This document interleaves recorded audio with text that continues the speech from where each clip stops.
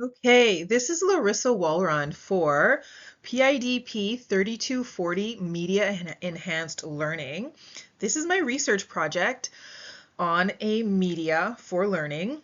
And of course, my subject is PowerPoint. So let's get into it.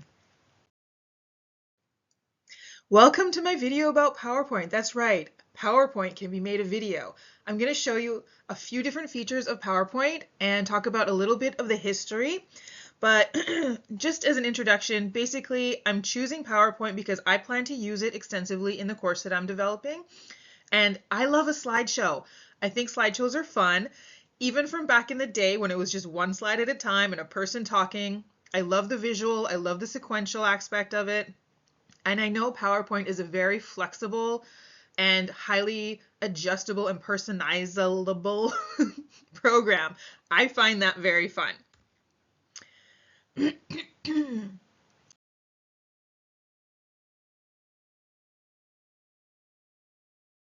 Okay, research findings. What did we find when we researched about PowerPoint? We found out a lot of things we didn't know.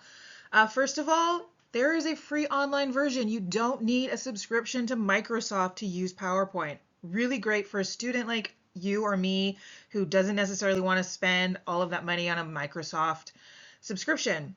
PowerPoint was developed originally by a company called Forethought in California, Silicon Valley, back in 1987. Originally used to create transparencies for overhead projections. That's how old PowerPoint is. Remember transparencies and projectors from back in the day? I sure do.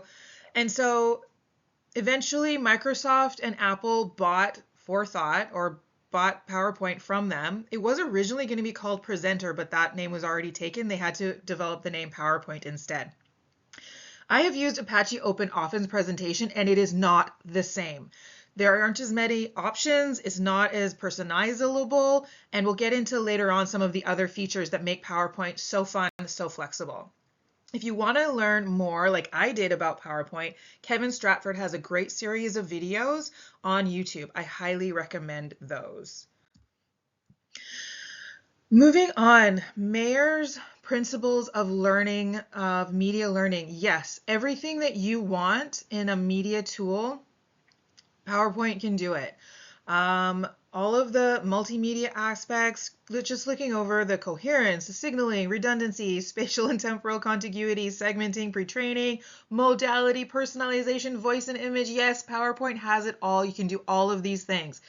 It really is a great multimedia tool for presentations. Obviously, you need a computer, you need a projector of some kind, you do need technology, and you do need to know how to navigate computers somehow. It's complicated. We'll get into the pros and cons. So yeah, obviously I'm biased. I think there are a lot more pros than cons. I do love a slideshow, even just straight slides, a person presenting and talking.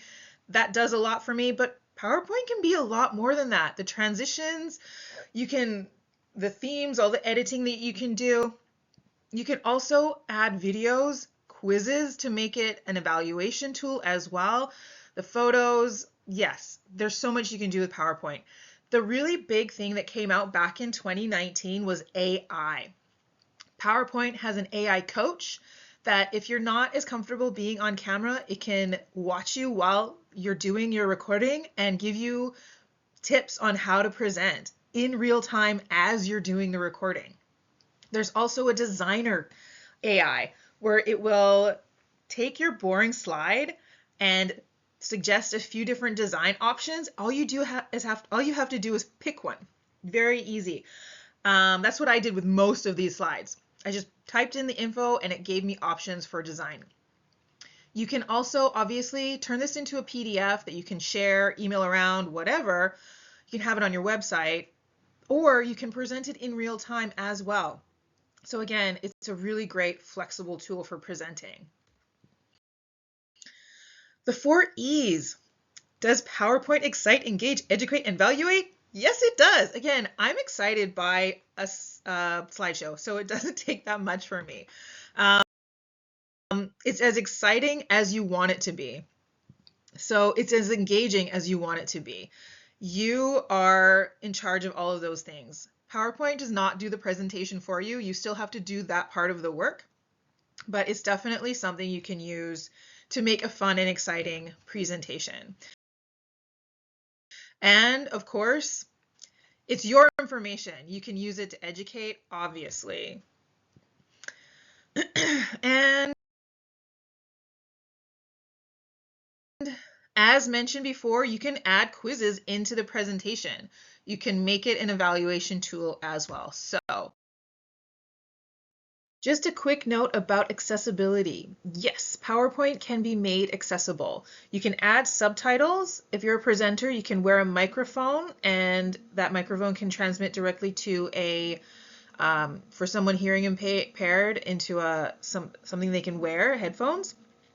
You can also add in subtitles for the visually or for hearing impaired as well if you're making a video. So yes, considerations for those with disabilities can be made during your presentation. There are definitely options to make it more accessible for anyone in your audience. Okay, so how do we plan on using PowerPoint? In-person presentations? Yes, definitely. Downloadable for purchase content? Also for sure. We also can stream it online presentations in real time. So again, it's very flexible program to use. You can use it in lots of different ways. These are my references, and you can see it's a lot of Stratford and Wikipedia. I did do a quick research, Google search directly from the Microsoft website to find out when the AI was integrated. Otherwise, that is it. That's our presentation. That's the whole thing. I hope you enjoyed watching. I appreciate your engagement so much. I definitely enjoyed making this video. And just think again, this is the first time I've done this. I did a little bit of research. Well, I did enough research. I made a PowerPoint presentation. I used the designer AI tool, and I did the video recording. It's pretty straightforward. Again, I barely scratched the surface of all of the different ways you can use PowerPoint. I highly recommend looking at some of these videos from Kevin Stratford to see all of the different ways you can use AI and 3D modeling. That's one thing that I didn't mention before. 3D modeling is also another aspect of it. So enjoy. I hope you look into it. It's a fun project to use.